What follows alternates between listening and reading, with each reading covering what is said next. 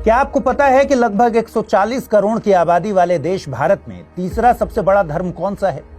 जवाब है ईसाई धर्म। सेंट थॉमस ईसाइयों के लिखित अभिलेखों से पता चलता है कि ईसाई धर्म को भारतीय उपमहाद्वीप में थॉमस एपोस्टल द्वारा लाया गया था, जो 52 ईस्वी में मालाबार क्षेत्र यानी केरल में आए थे। अब लगभग 1972 साल बाद भारत में ईसाई धर्म को मानने वाले लगभग 2.6 करोड़ लोग रहते हैं और ये आंकड़ा 2011 की जनसंख्या के मुताबिक कुल जनसंख्या का लगभग 2.3% है। अब आप इस लिस्ट को देखिए। इसमें 2011 की जनगणना के अनुसार भारत में ईसाई जनसंख्या वाले प्रमुख राज्य दिखाए गए हैं। देखिए, इसमें केरल, गोवा, अरुणाचल, मिजोरम जैसे स्टेट्स में ईसाइयों की जनसंख्या का परसेंटेज काफी ज्यादा है। मिजोरम और नागालैंड में तो ये 87% के ऊपर है। लेकिन जल्द ही ये तस्वीर पूरी तरह से बदलने वाली है। क्यों? क्योंकि भारत में चल रहा है जोशुआ प्रोजेक्ट, और जोशुआ प्रोजेक्ट की वेबसाइट की अगर माने तो देश में हर साल करीब 24 लाख लोगों को ईसाई बनाने का दावा किया जा रहा है। इसके मुताबिक भारत में जोशुआ प्रोजेक्ट से जुड़े लोग लगभग 6 करोड़ लोगों तक पहुंच चुके हैं और सबसे ज्यादा हैरानी की बात यह कि कन्वर्जन की दर हर साल 3.9% है। अगर यही सिचुएशन रही तो हर साल करीब 24 लाख लोगों के हिसाब से 10 साल में 2.4 करोड़, 20 साल में 4.8 करोड़ और 50 साल में लगभग 12 करोड़ लोग कन्वर्ट होकर ईसाई बन जाएंगे। देखिए, कन्वर्जन को लेकर समाज में अपनी अपनी राय है, कोई इसे सही मानता है, कोई गलत। लेकिन चिंता वाली बात यह है कि भारत में जोशुआ प्रोजेक्ट से जुड़े लोग मेनली भारत के दूरदराज या फिर रिमोट इलाके के गरीब, बीमार, अशिक्षित, आदिवासी और दलितों को ही टारगेट कर रहे हैं। कई लोगों की जान भी जा रही है। आज बात करेंगे भारत में चल रहे इसी जोशुआ प्रोजेक्ट की और ईसाई धर्म में कन्वर्जन की। बात करेंगे कि क्या कन्वर्जन सही है या फिर गलत।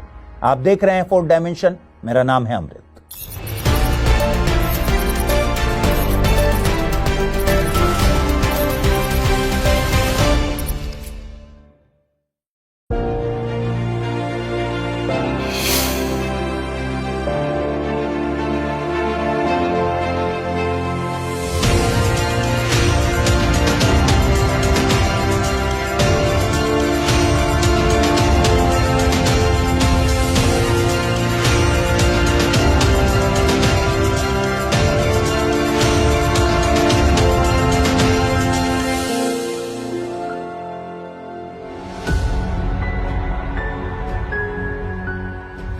जोशुआ प्रोजेक्ट की वेबसाइट में 7400 पीपल ग्रुप का जिक्र है, जो कि इनके अनुसार अनरीच्ड है।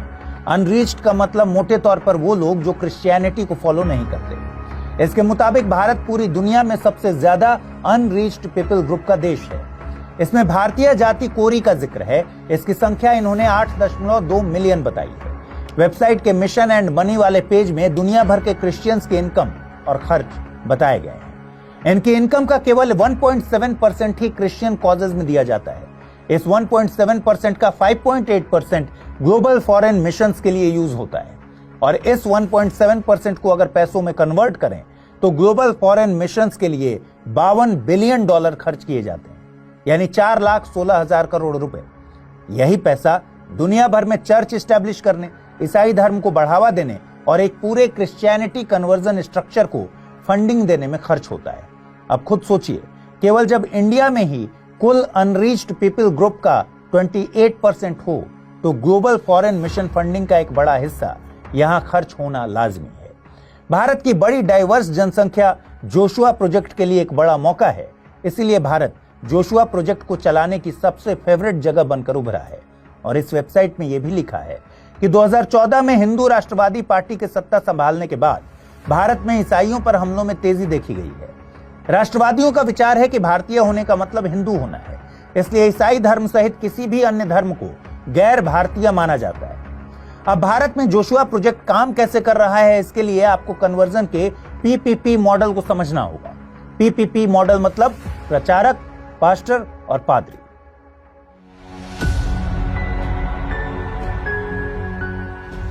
यहां आपको प्रचारक, पास्टर और पादरी के रोल को समझने की जरूरत है। देखिए, हर गांव में एक व्यक्ति को प्रचारक कहा जाता है। इसका काम लोगों को चर्च ले जाना और ईसाई धर्म को अपनाने के लिए प्रेरित करना होता है। इन्हें प्रार्थना के लिए घंटी और सील, मोहर वगैरह उपलब्ध कराई जाती है। प्रचारक को एक कन्वर्जन कराने पर 2,000 और एक शादी कराने पर 1,500 रुपए मिलते हैं। इसके अलावा हर गांव में लगे प्रचारक की जिम्मेदारी पास्टर को रिपोर्ट करना है। पास्टर का काम नए चर्च बनवाने के लिए जगह खोजना और नए कन्वर्जन कराना है। इनका कमीशन तय नहीं होता, बल्कि ये सैलरी बेस्ड होते हैं। इन्हें 10 से 20 हजार रुपए प्रति महीने मिलते हैं। पहले अपने काम के लिए पास्टर को मोटरसाइकिल मिलती थी, लेकिन अब ज्यादा फंडिंग होने के कारण इन्हें बोलेरो जैसी गाड़ी दी जा रही है। अब आते हैं पादरी को। पादरी को लगभग 1 लाख रुपए सैलरी मिलती है और इन्हें सैलरी देने के लिए किसी स्कूल या हॉस्पिटल का हेड बना दिया जाता है। इन्हें फादर भी कहते हैं। सभी पास्टर फादर को रिपोर्ट करते हैं और ये फादर बिशप को रिपोर्ट करते हैं। फादर का काम थोड़े ऊपर लेवल का होता है, यानी इनका काम कन्वर्जन में आ रही इकोनॉमिकल, पॉलिटिकल टाइप की अड़चनों को रोकना होता है और कन्वर्जन को स्मूथ बनाना होता है।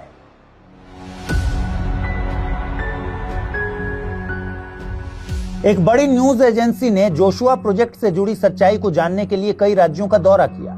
एजेंसी ने मध्य प्रदेश, छत्तीसगढ़, झारखंड और ओडिशा जैसे राज्यों के 110 गांवों में इन्वेस्टिगेशन किया।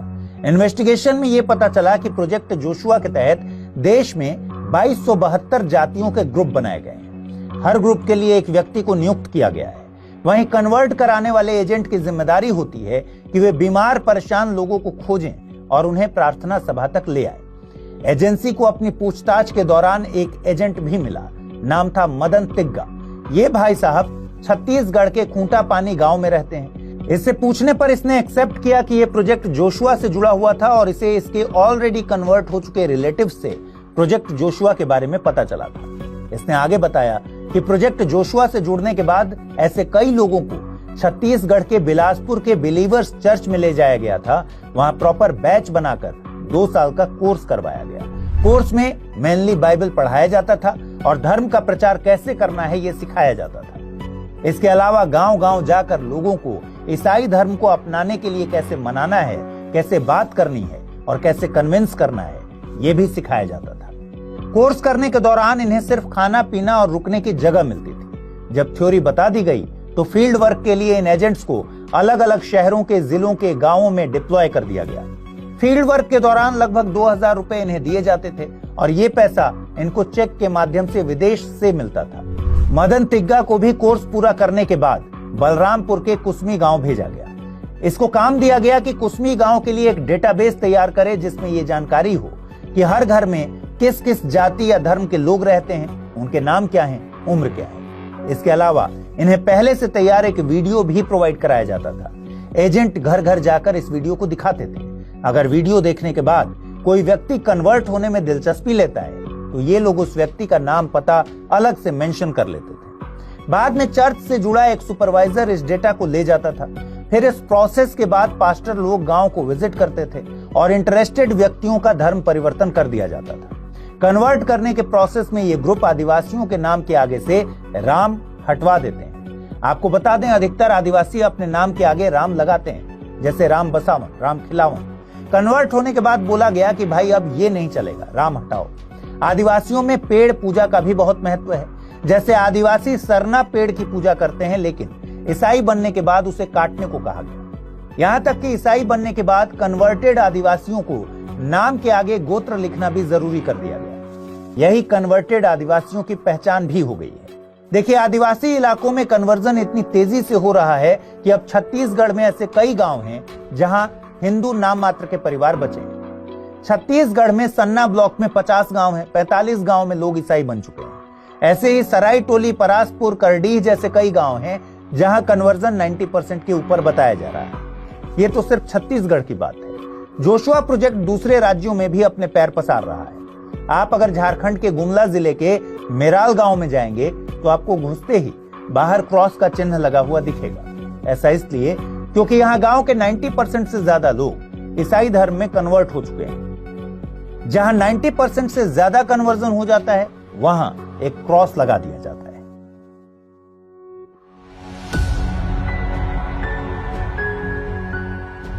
पंजाब में ईसाई धर्म कोई नई बात नहीं है। माना जाता है कि ईसाई धर्म यहां 1834 में आया था, लेकिन यहां भी मिशनरी गतिविधियों और कन्वर्जन में वृद्धि के कारण ईसाइयों की संख्या बहुत बढ़ गई है। देखिए, पंजाब की 2011 की धार्मिक जनगणना के अनुसार राज्य में लगभग 58% लोग सिख धर्म को मानते हैं। वहीं हिंदू 38%, मुस्लिम लगभग 2% और ईसाई 1.26% है। हालांकि मीडिया रिपोर्ट और ईसाई मिशनरीज का तर्क है कि ईसाई धर्म के अनुयायियों की वास्तविक संख्या 10 से 15% के बीच है। आप भी हैरानी में पड़ गए होंगे कि 2011 की धार्मिक जनगणना और रियल नंबर्स में इतना बड़ा गैप कैसे आ गया। कारण यह है कि कन्वर्टेड लोग मूल रूप से दलित जैसे कमजोर और पिछड़े समुदायों से हैं। कन्वर्टेड लोग रिजर्वेशन का फायदा उठाने के लिए अपनी मूल पहचान बनाए रखते हैं और जनगणना में अपना सच छिपा देते हैं। पंजाब में ईसाइयों की संख्या में वृद्धि की वानगी देखिए कि अमृतसर और गुरदासपुर जिलों में 600 से 700 चर्च में से 60 से 70% चर्च पिछले 5 सालों में ही बने। Church of science and wonders में 2008 में 3 सदस्य थे, अब 2022 में 3 लाख से अधिक सदस्य हो गए। ऐसा माना जाता है कि पंजाब के लगभग सभी गांवों में 1 या 2 कन्वर्टेड ईसाई परिवार हैं और राज्य में 65,000 से अधिक मिशनरी सक्रिय हैं। बहरहाल पंजाब में ईसाई धर्म को फैलाने के लिए कमाल का इनोवेशन भी किया गया, जो एमपी, छत्तीसगढ़, झारखंड जैसे राज्यों में नहीं दिखा। इन राज्यों में कन्वर्टेड आदिवासियों को कल्चर से दूर किया गया, लेकिन पंजाब में कहानी बिल्कुल अलग है। पंजाब में ईसाई धर्म ने कई सांस्कृतिक चिन्हों को अपनाया है, यानी पगड़ी से लेकर टप्पे तक। यहाँ चर्च भी गुरुद्वारा स्टाइल में बनाया जा रहा है। इसके अलावा सिख धर्म से कन्वर्टेड कुछ लोग अपनी पगड़ी भी नहीं उतारते। इनका कहना है कपड़े किसी के धर्म का निर्धारण नहीं करते, ये इनकी पहचान का हिस्सा है। गुरुद्वारों की तरह भक्त भी सिर ढक कर चर्च में घुसते हैं। हालांकि ये आदेश केवल महिलाओं पर ही लागू होता है। नामों का मामला भी कुछ ऐसा ही है। यहाँ ज्यादातर कन्वर्टेड लोग अपना सरनेम मसीह रखते हैं, जैसे सुखविंदर मसीह, बलविंदर मसीह। हालांकि कई लोग अपने नाम नहीं बदलते। नाम न बदलने का वही रीजन है जो पहले मैंने आपको बताया, दलितों के लिए आरक्षण का लाभ। ऐसा फायदा जो कन्वर्ट होने पर नहीं मिलता।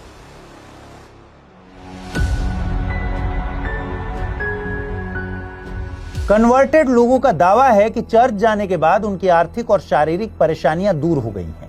एमपी के झाबुआ की एक महिला के अनुसार ये 2 महीने पहले ही ईसाई बनी थी और ये बताती हैं कि चर्च का चमत्कारी अमृत जल पीने से ये एकदम फिट एंड फाइन हो गई, इसलिए इन्होंने धर्म बदल लिया।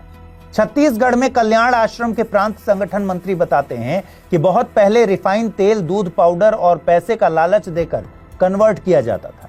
1990 के बाद बीमारी, शिक्षा और घर में अशांति दूर करने के नाम पर कन्वर्जन होने लगे। कोरोना काल में 2020 के बाद से चंगई सभा जैसे नए इनोवेशन आ गए। चंगई सभा में हर शनिवार रात या फिर रविवार को किसी एक जगह पर सभा बुलाई जाती है और वहां लोगों को जादू टोने से सही करने का दावा किया जाता है। इसके अलावा जोशुआ प्रोजेक्ट अब क्रिप्टो क्रिश्चियन बनाने पर भी जोर दे रहा है। इस प्रोसेस में कन्वर्टेड व्यक्ति को चर्च नहीं ले जाते, बल्कि घर में ही प्रार्थना करना सिखाते हैं, वर्क फ्रॉम होम जैसे। इसमें नाम भी नहीं बदला जाता। हिंदू जागरण मंच की तरफ से दावा किया गया कि आदिवासियों को फ्री शिक्षा देकर भी कन्वर्ट कराने पर प्रोत्साहन दिया जा रहा है। धर्म जागरण समन्वय और घर वापसी कार्यक्रम जैसे ऑर्गेनाइजेशन की माने तो एक सर्वे के मुताबिक छत्तीसगढ़ में 10 साल में 50,000 लोगों ने ईसाई धर्म को अपनाया है। झारखंड में तो पीएम आवास दिलाने का लालच देकर भी बहलाया गया।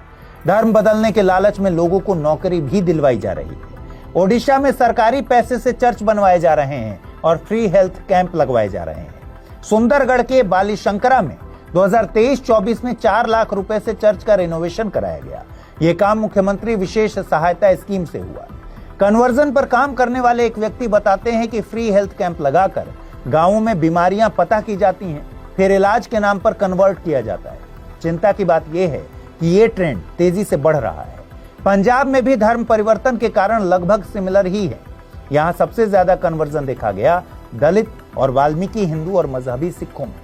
ये समुदाय बड़ी संख्या में ईसाई धर्म अपना रहे हैं क्योंकि उनका मानना है कि उनके मूल धर्म उन्हें ईसाई धर्म की तरह सम्मान और सांत्वना नहीं देते। दलित और वाल्मीकि हिंदुओं का आरोप है कि आज भी उनके लिए सवर्णों की सोच ठीक नहीं हुई है और आज भी इनको निचले दर्जे का ही माना जाता है। लेकिन इन सब में सबसे आश्चर्यजनक मामला मजहबी सिखों का है, क्योंकि यह समुदाय ऐसा था जो पहले ही हिंदू से सिख में कन्वर्ट हुआ।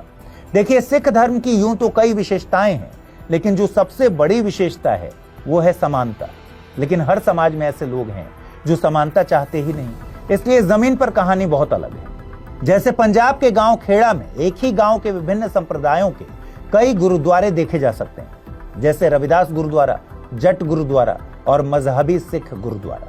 सिख धर्म में भी ऊंची जाति के जट मजहबी सिखों को नीची नजर से देखते हैं और उनके साथ अलग व्यवहार करते हैं। आप बीबीसी का ये वीडियो देखिएगा। इसमें एक गांव का सरपंच, जो कि खुद एमटेक है, वो खुद कह रहा है कि कितना भी पढ़ लिख लो, इनको निचला ही समझा जाता है क्योंकि ये दलित हैं। पंजाब में ऐसे कई दलित हैं जो हालातों से तंग आकर कनाडा भाग जाते हैं, इस उम्मीद में कि वहां तो कोई इनसे सिर्फ जाति के आधार पर भेदभाव नहीं करेगा, और जो सक्षम नहीं है और कनाडा नहीं जा पाते, वो कन्वर्ट हो रहे हैं। इस प्रकार सदियों से चले आ रहे जातिवाद, भेदभाव और उत्पीड़न से तंग आकर पंजाब के मजहबी सिख और वाल्मीकि हिंदू समुदायों से जुड़े कई दलितों ने सम्मानजनक जीवन और बेहतर शिक्षा की उम्मीद में ईसाई धर्म की ओर रुख करना शुरू कर दिया है। अब पूरे भारत की बात करें तो हेल्थ, एजुकेशन और सम्मान, मोटे तौर पर ऐसे 3 बड़े फैक्टर्स हैं जिनके लिए लोग अपने अपने धर्म को छोड़कर ईसाई धर्म को अपना रहे हैं।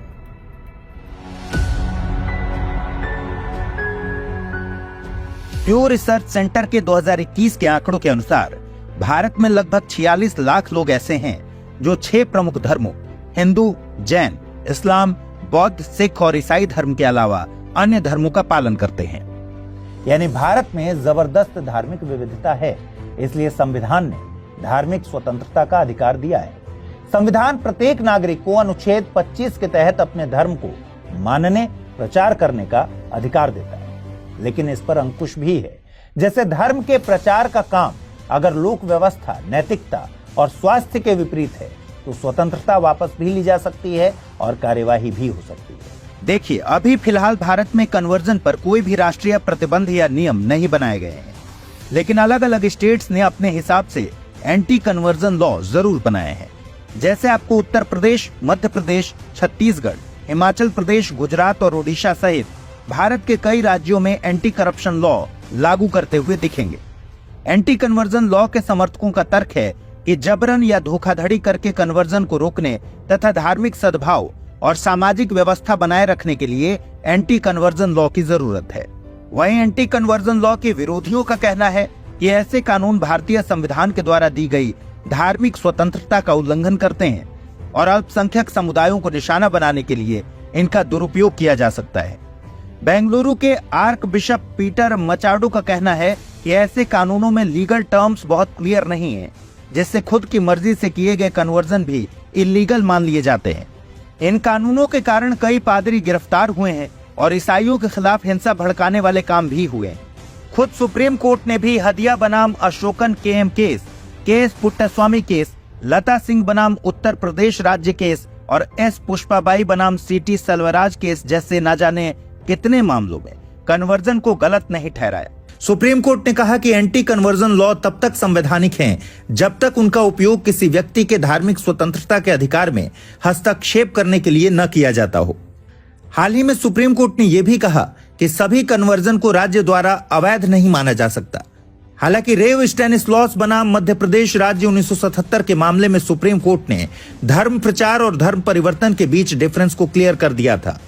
सुप्रीम कोर्ट ने कहा कि अनुच्छेद 25(1) दूसरों का कन्वर्जन करने का अधिकार नहीं देता, बल्कि अपने सिद्धांतों के द्वारा अपने धर्म को प्रसारित या फिर फैलाने का अधिकार देता है। सुप्रीम कोर्ट ने माना कि धर्म प्रचार तो मौलिक अधिकार है, लेकिन धर्म परिवर्तन पूर्ण अधिकार नहीं है। यानी धर्म प्रचार करने के अधिकार में धर्म परिवर्तन का अधिकार शामिल नहीं है। इस मामले में सुप्रीम कोर्ट ने यह माना कि धर्म परिवर्तन केवल तभी अवैध होगा जब यह बल, धोखाधड़ी या प्रलोभन द्वारा किया गया हो। इसीलिए इस मामले में सुप्रीम कोर्ट ने यह भी माना कि एंटी कन्वर्जन लॉ देश में होने चाहिए, ऐसे कानूनों को बरकरार रखा जाना चाहिए।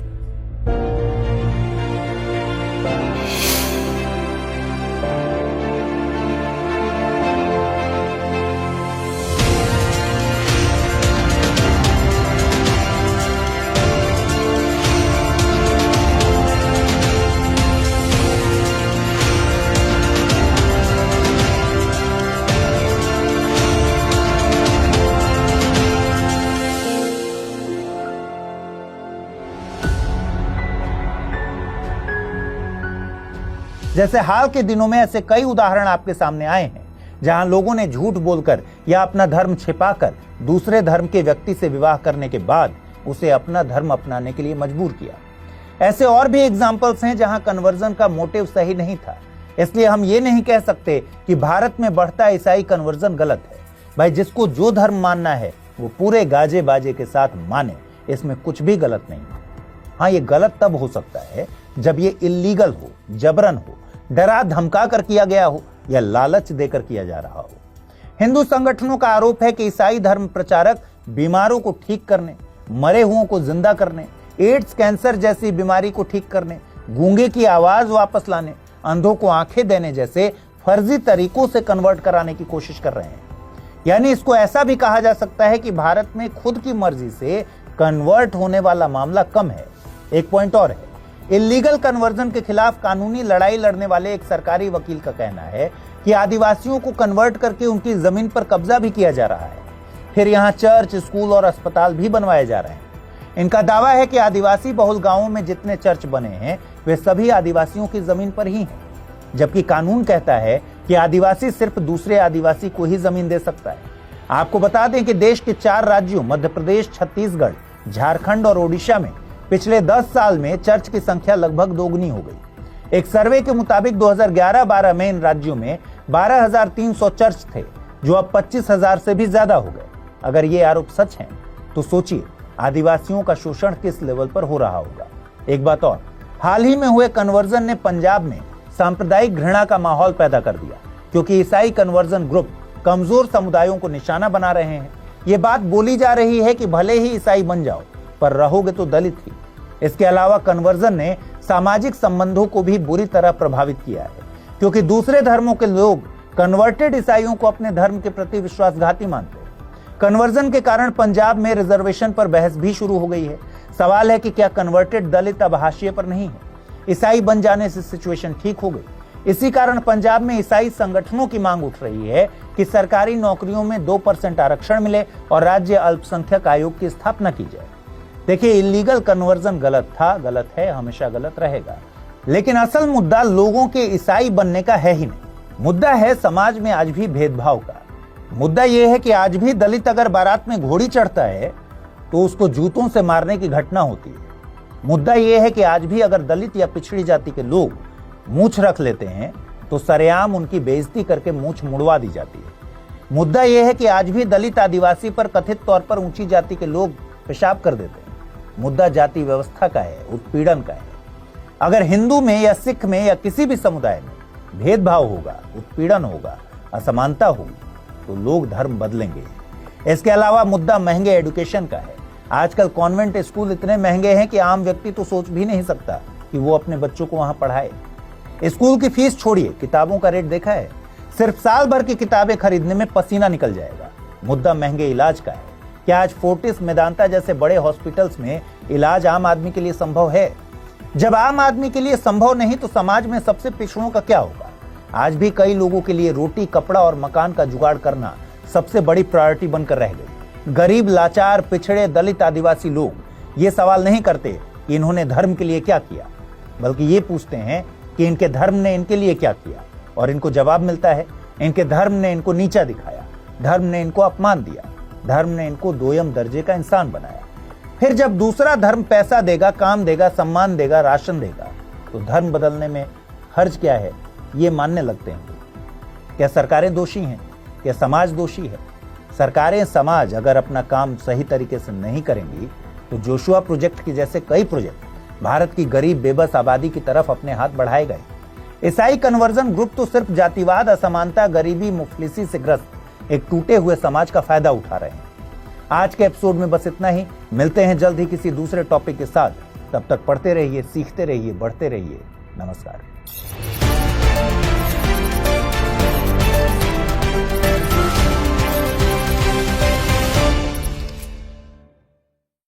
हिंदी में यूपीएससी की तैयारी से संबंधित प्रोग्राम्स को देखने के लिए सब्सक्राइब करें स्टडी IQ IAS हिंदी।